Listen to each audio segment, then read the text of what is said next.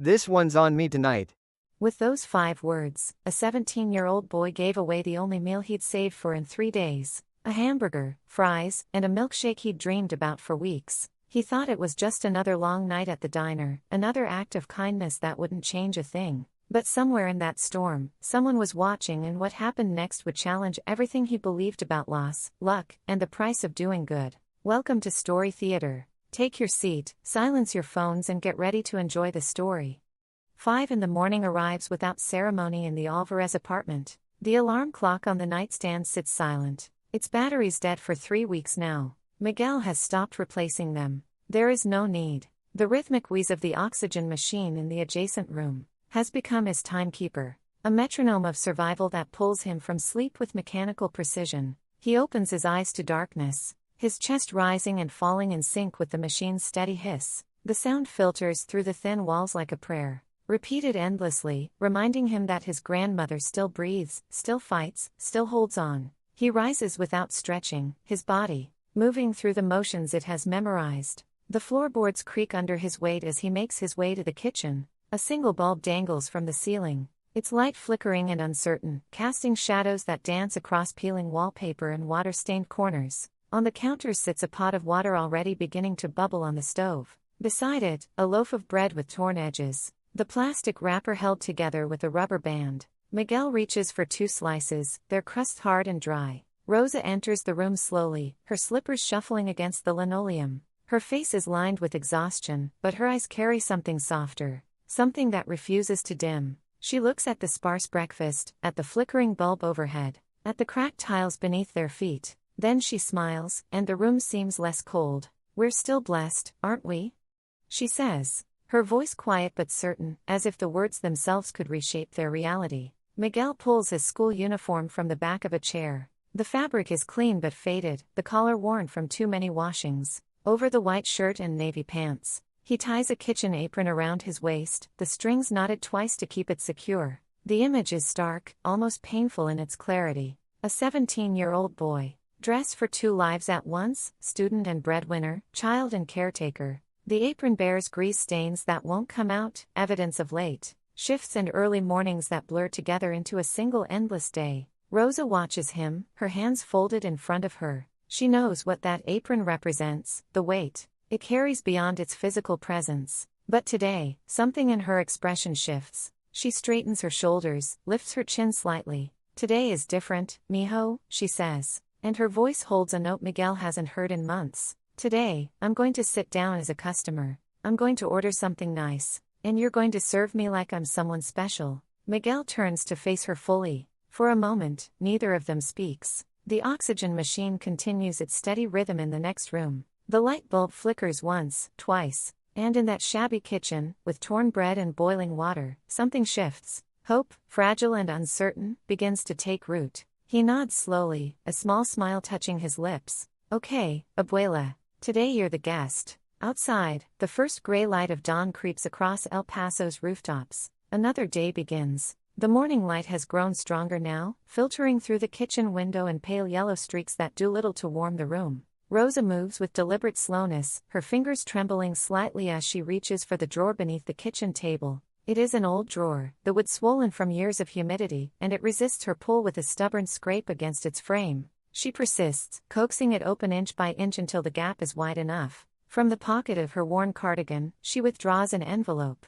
The paper is cream-colored, expensive-looking, out of place in this apartment of chipped paint and patched furniture. She must have saved for weeks to buy such stationery. Her handwriting on the front is careful, each letter formed with the precision of someone who knows this may be her last chance to say what matters. The envelope is sealed, the adhesive strip pressed down firmly, as if to keep the words inside from escaping prematurely. Rosa slides the envelope to the back of the drawer, behind a tangle of old receipts, rubber bands, and forgotten photographs. Her hand lingers there for a moment, resting on the letter as if transferring something invisible from her palm to the paper. Her lips move without sound, forming words that might be a prayer or a goodbye. Then she closes the drawer with both hands, the scraping sound louder now, more final. She straightens up slowly, one hand bracing against the table edge for support. Her breathing is shallow, each inhale a conscious effort, but her face remains composed, almost serene, as if she has just completed a task that has been weighing on her for months. She glances toward the hallway where Miguel is gathering his things for school, and her expression shifts. Love floods her features, mixed with something darker, something that looks like fear wearing a mask of acceptance. When your heart forgets why it hurts, open this, she whispers to the empty kitchen, her voice so soft it barely disturbs the air. The words hang there, suspended in the morning light like dust motes, visible only if you know where to look. Miguel emerges from his room, backpack slung over one shoulder, his movements quick and purposeful. He is already thinking ahead to the day, to classes and work shifts and the 100 small calculations required to stretch their resources another week. He does not notice the way Rosa watches him, her eyes tracking his every gesture as if committing them to memory. He does not see the subtle tightening at the corners of her mouth, the way her hands clasp together in front of her waist, knuckles white with tension. "I'll be back by 9 tonight, Abuela," he says, leaning down to kiss her forehead. His lips brush against skin that feels paper-thin, fragile as rice paper held up to sunlight. "I know, mijo. I'll be here," she replies, and her smile is genuine even as her eyes glisten with unshed tears. He leaves, the door clicking shut behind him with a sound that seems too loud, too permanent. Rosa stands motionless in the kitchen, listening to his footsteps fade down the hallway, then down the stairs, then into silence. Only when she can no longer hear him does she move to the window.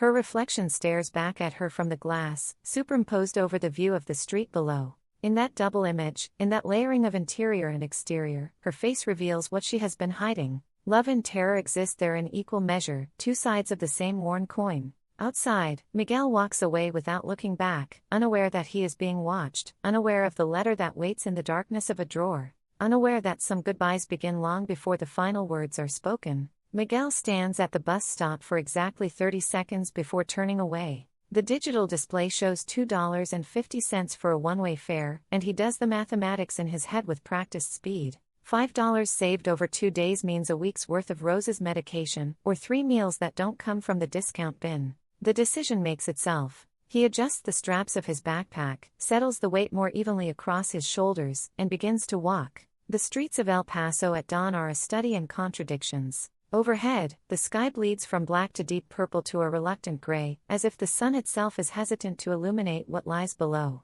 Miguel's sneakers, their soles worn thin enough to feel every crack in the sidewalk, carry him past murals that explode with color against crumbling brick walls. Faces of revolutionaries and saints peer down at him, their painted eyes following his progress. One mural shows a woman with outstretched hands, her palms filled with stars. Someone has spray painted over her face, but the hands remain intact, still offering, still giving. He passes a strip mall where half the storefronts are shuttered, their windows covered with plywood or rusted metal grates. A laundromat still operates in the corner unit, its neon sign buzzing and flickering, the word wash illuminated but dry gone dark. Through the window, he can see a woman folding clothes, her movements methodical and slow, as if she has all the time in the world or no time left at all. The sidewalk narrows where a chain-link fence bulges outward, its metal diamonds twisted and bent by years of neglect. Weeds push through the concrete at his feet, their green defiance almost beautiful in its persistence. Miguel notices these things without conscious thought, his eyes cataloging the landscape of his daily route while his mind drifts elsewhere, calculating hours and dollars, shifts and survival. A figure hunched against a building catches his attention. The man is older, his face hidden beneath layers of newspaper and a filthy blanket, but his hand extends outward in a gesture that needs no explanation. Miguel slows his pace, his fingers finding the paper bag in his backpack that holds his lunch. The bread inside is the same torn loaf from this morning, transformed into a sandwich with peanut butter scraped thin to make it last. He removes half, wrapping it carefully in a napkin, and places it in the man's outstretched palm. "God bless you, son," the man says, his voice rough as gravel, and Miguel nods once before continuing on. His stomach tightens with hunger, already anticipating the absence of that food later, but something else settles in his chest. Something warm that has nothing to do with calories or sustenance. It is a feeling he cannot name, a quiet satisfaction that exists despite the cost. The landscape begins to change as he walks deeper into the commercial district. Glass buildings rise like monuments to wealth he cannot fathom, their surfaces reflecting clouds and sky. And there, mounted on steel poles above a parking lot, a billboard glows with soft backlight even in the growing dawn. Langford Foundation, it reads in letters large enough to see from blocks away. Below the name, smaller text promises building hope. The words are accompanied by an image of hands joining together, different skin tones. interlocking in a symbol of unity that feels both genuine and impossibly distant. Miguel stares at the billboard for a long moment, his neck craned upward, his expression unreadable. Then he lowers his gaze and keeps walking. Above him, clouds gather in thick gray formations, their edges dark and heavy with rain. The air tastes like metal and moisture, and the first cold drops begin to fall as he rounds the corner toward his school. By evening, the rain hammers against the plate glass windows of Rosie's diner with a violence that makes the frames rattle. Sheets of water blur the streetlights outside into smears of yellow and red. Inside, the diner pulses with warmth and noise. The jukebox plays something from the 70s, nearly drowned by the clatter of silverware and overlapping conversations of Friday night regulars. Miguel moves between tables with practiced efficiency. His apron is spotted with grease, his order pad worn in his back pocket. He refills coffee without being asked, clears plates with smooth sweeps, offers genuine smiles despite the ache in his feet. Around him, construction workers laugh in their dusty boots while a family with 3 children creates cheerful chaos with spilled juice and scattered crayons. The entrance bell chimes. The door swings open and rain rushes in, a cold gust that makes nearby diners flinch.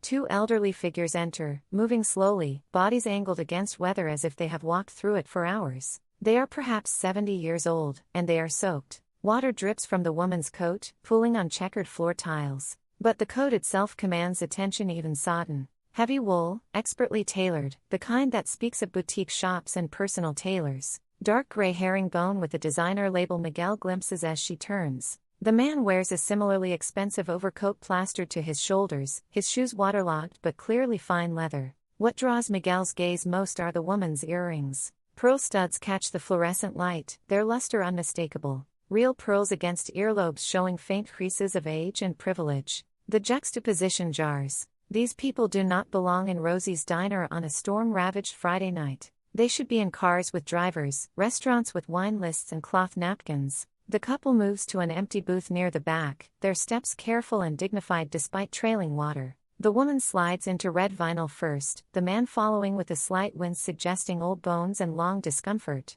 His face is weathered but refined, jawline still strong beneath age's softness. When he raises his hand to signal service, the gesture is economical, almost military in precision. Miguel approaches with menus, but before he speaks, the man's voice cuts through the noise with unexpected clarity. "Just coffee," he says, and though simple, the tone carries weight. It is a voice accustomed to being heard, to request fulfilled without question. Behind the counter, Elena leans toward Miguel as he passes, elbow brushing his arm. She is 50-something with knowing eyes and silver-streaked hair pulled tight. Her voice drops to a whisper barely audible beneath the storm's percussion. "They don't belong here tonight," she murmurs, gaze flickering toward the back booth, and something in her expression Miguel cannot quite read. Suspicion, perhaps, or recognition. Miguel glances back. The woman has removed her gloves, revealing hands adorned with rings catching light. The man sits perfectly still, eyes scanning the diner with attention that feels deliberate, purposeful, as if cataloging every detail.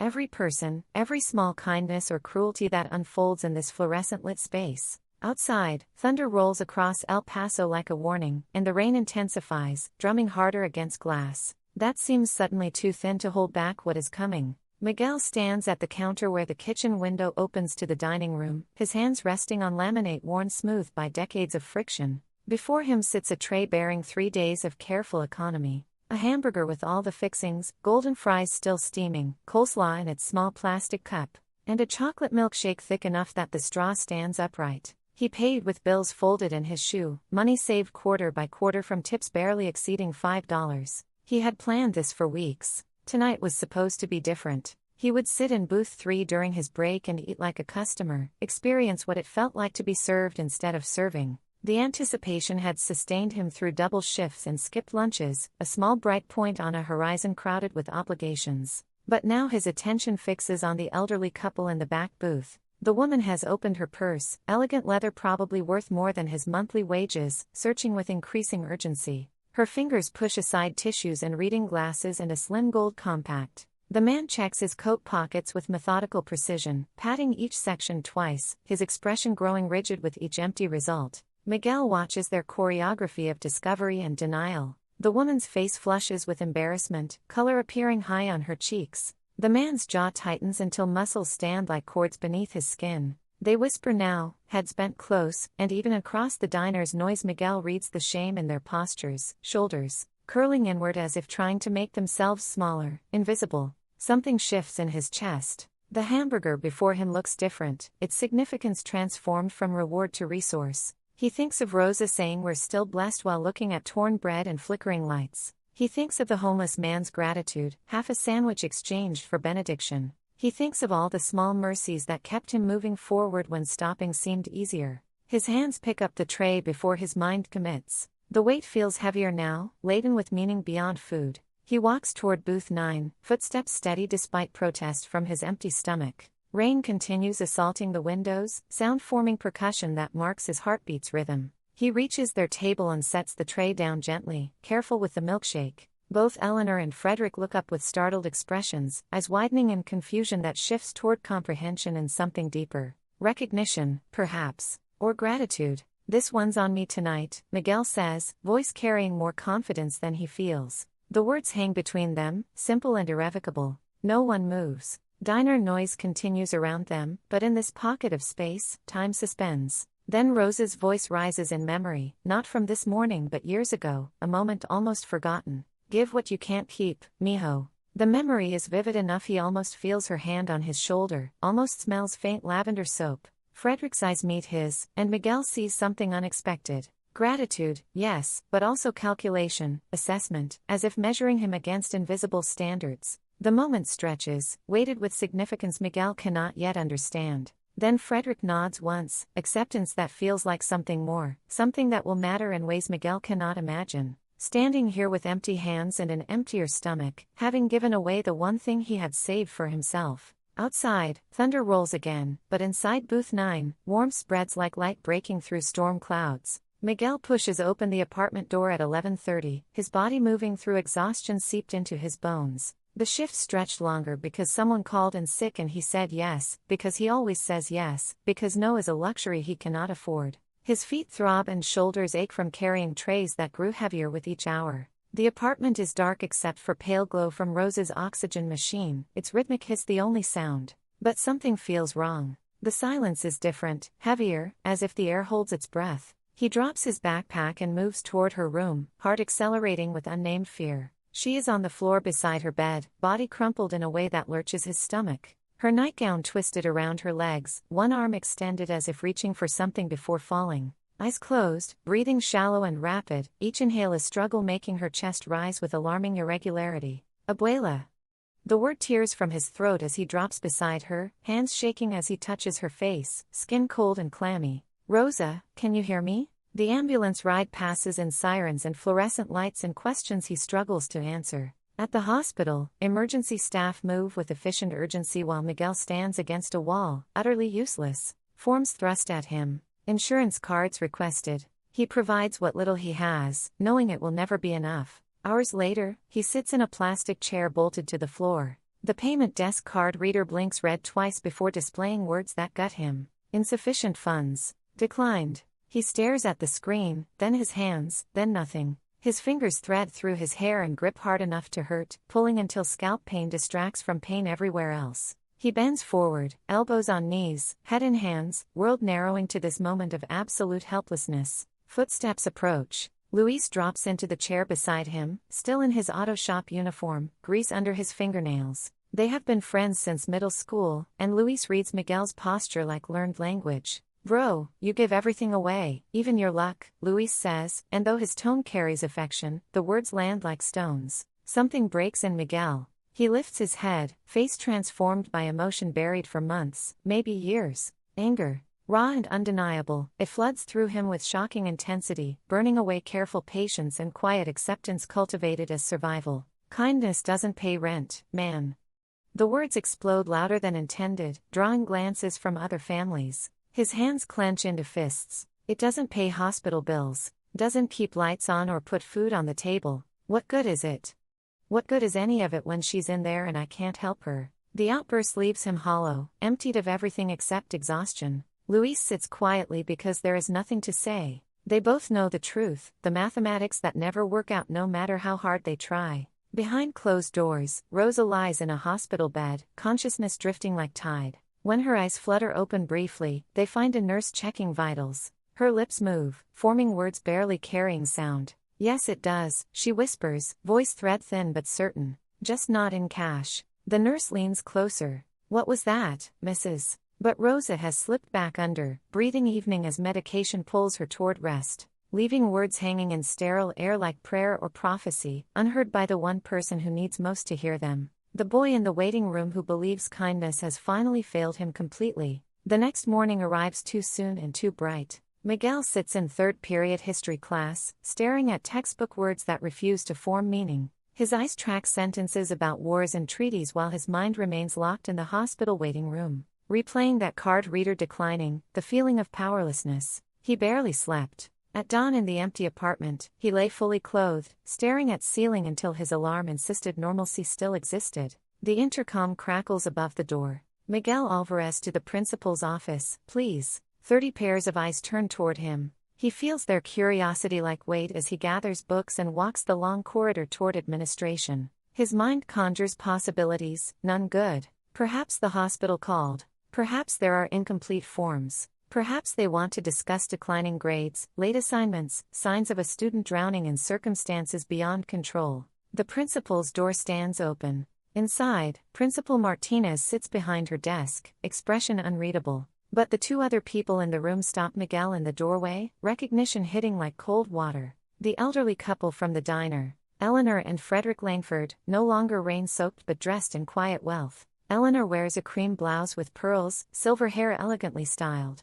Frederick stands in charcoal suit, hands clasped behind back, posture military straight. "Please sit, Miguel," Principal Martinez gestures. Her voice is gentle, which somehow makes everything worse. Gentleness implies carefully delivered bad news. Miguel sits because his legs feel uncertain. His backpack thuds at his feet too loudly. He looks between the three adults, trying to decode this strange assembly's meaning. Eleanor speaks first, voice carrying refined quality from the diner. "You thought kindness failed you last night," she says, and the words are so unexpected, so specific to his private anguish, that his breath catches. Frederick steps forward. "We need to explain something, young man. My wife and I represent the Langford Foundation. We've been in El Paso 3 days, observing, looking for someone. Looking for me?"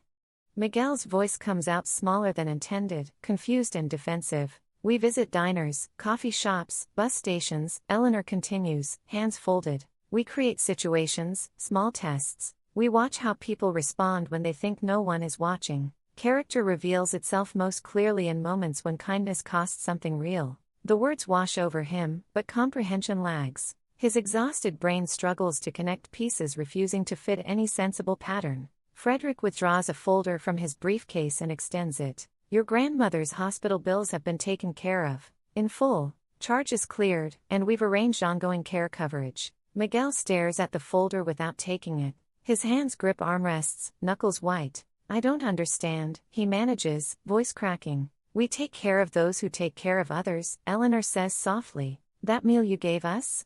You saved 3 days for it. We knew. We saw you. And you gave it anyway." The folder hangs in air between them. Miguel's eyes blur, and he realizes with distant surprise that tears are coming, that the carefully constructed dam, holding back everything he has refused to feel, is crumbling. But the tears do not fall. They cannot. He sits frozen, caught between disbelief and hope so fragile it terrifies him, unable to reach for the folder, unable to speak, unable to do anything except stare at these strangers, who somehow hold his grandmother's life in their hands and are offering it back to him without condition, without cost, as if kindness really does pay after all, just not in any currency he has ever learned to count. The folder finally rests in Miguel's hands, though he cannot remember accepting it. His fingers trace the embossed logo on its cover, stylized hands reaching upward, holding something invisible between them. Inside are documents with official letterhead, payment confirmations, legal language, meaning Rosa is safe, that the crushing weight has been lifted by strangers who watched him give away a hamburger.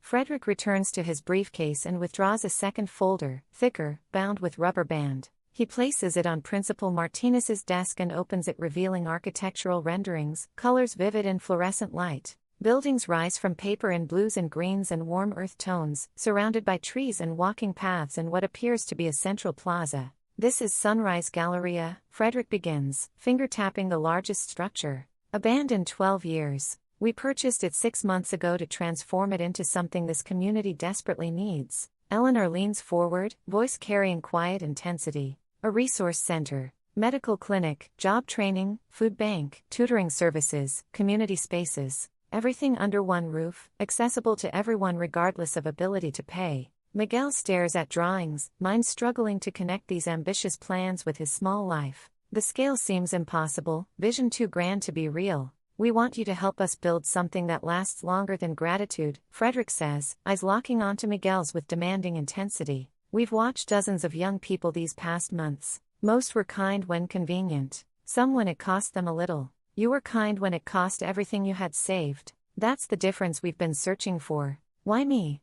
The question emerges barely above whisper, disbelief coating each word. I'm nobody. Just a kid who works in a diner and can't even keep his grandmother healthy. Frederick's expression softens but does not yield. Because you gave when you had nothing to give. Because kindness for you isn't strategy or transaction. It's who you are when you think no one important is watching. The words settle into Miguel like stones dropped into deep water, creating ripples he cannot fully trace. He wants to believe them, wants to accept his small gestures matter in some larger equation. But doubt has lived in him so long it feels like bone structure, permanent and weight-bearing. 20 miles across the city, Rosa stirs in her hospital bed. Medications have cleared enough that consciousness returns in gentle waves. A television mounted in the corner plays local news on mute, closed captions scrolling. She turns her head slowly, muscles stiff from hours of stillness, and her eyes focus on the screen. A reporter stands outside a high school, microphone in hand, and behind her white text appears.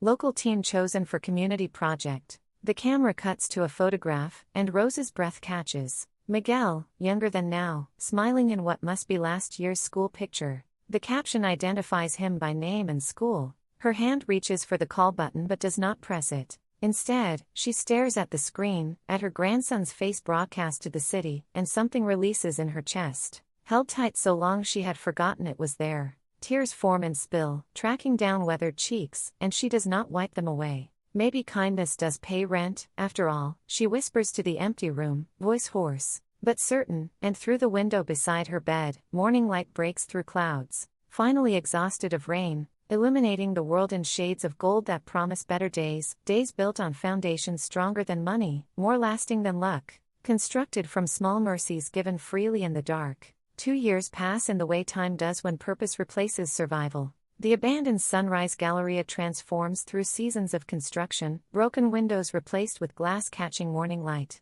crumbling walls reinforced and painted in warm colors. What was a monument to economic failure becomes something pulsing with possibility. The opening ceremony draws crowds spilling into the parking lot where folding chairs stand in rows. El Paso's mayor stands at the podium, but cameras focus on the young man of 19 years old beside a woman in wheelchair, his hand on her shoulder. Miguel has changed. Taller, broader across shoulders, he carries responsibility without being crushed. His eyes show the deepest transformation. They hold kindness tempered with hard-earned confidence built from 2 years of planning meetings, budget reviews, and compromises serving the greater good. Rosa sits with blanket across her lap despite warmth. Her health remains fragile, breathing dependent on portable oxygen attached to her chair, but her smile radiates joy transcending limitation. She wears pale blue dress with white flowers, a simple cross around her neck catching sunlight. The ribbon stretches across entrance in brilliant red. Miguel holds oversized ceremonial scissors feeling absurd.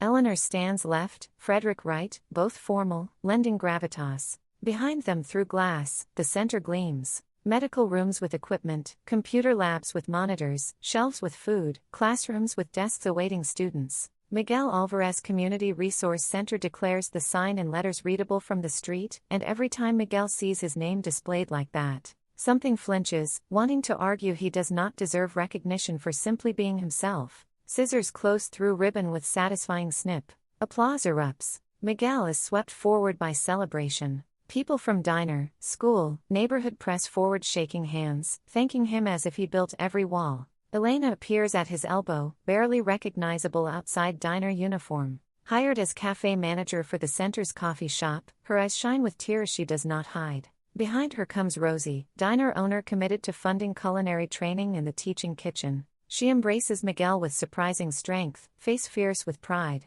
Celebration continues hours, but as evening approaches and crowds thin, Miguel finds himself alone in his small second-floor office. Desk clean, computer new, filing cabinets empty. He sits and opens bottom drawer containing one folder with financial projections, budget spreadsheets, funding timelines. Numbers tell a story less triumphant than today suggests. We're short again this month, he whispers to empty room, finger tracing red figures representing the gap between need and availability. The center is open, yes, but keeping it open requires constant vigilance, endless fundraising. The same grinding persistence that defined his earlier life, only now stakes involve entire community rather than two people in small apartment. The responsibility sits heavy, heavier than any tray he carried. In dimming light, his expression shows not triumph but understanding that good work is never finished, only continued. Outside his window, the center's sign glows against darkening sky. His name illuminated for the neighborhood to see, a promise made public that he must now spend his life keeping, 1 month at a time. One budget shortfall at a time, one act of stubborn hope at a time. The work of kindness, he is learning, costs more than a hamburger and 3 days of saving. It costs everything, forever, and asks if you are willing to pay. The funeral takes place on a Wednesday morning when sky hangs low and gray. Rose's casket is simple pine, practical and unadorned. The service is small, attended by people whose lives she touched through quiet presence. Miguel stands at front, dried and hollow, speaking words he cannot remember even as they leave his mouth. He talks about her strength, her faith, her blessing in broken things. He does not cry. Tears feel locked too deep, frozen behind numbness. Afterward, he returns to the apartment alone. It feels smaller, emptier, as if Rose's absence compressed space itself. The oxygen machine sits silent, purpose expired. Her chair remains at the table, waiting for someone who will never return. Miguel moves through rooms with no destination. He ends up in the kitchen before the old table, eyes falling on the drawer beneath. Something suggests it holds something meant to be found. He pulls it open. It resists but yields. Inside, beneath receipts and debris, his fingers find an envelope. Cream paper stands out, deliberate. His name in Rose's careful handwriting, each letter formed with precision by someone who knew this moment would come. Hands shake opening it.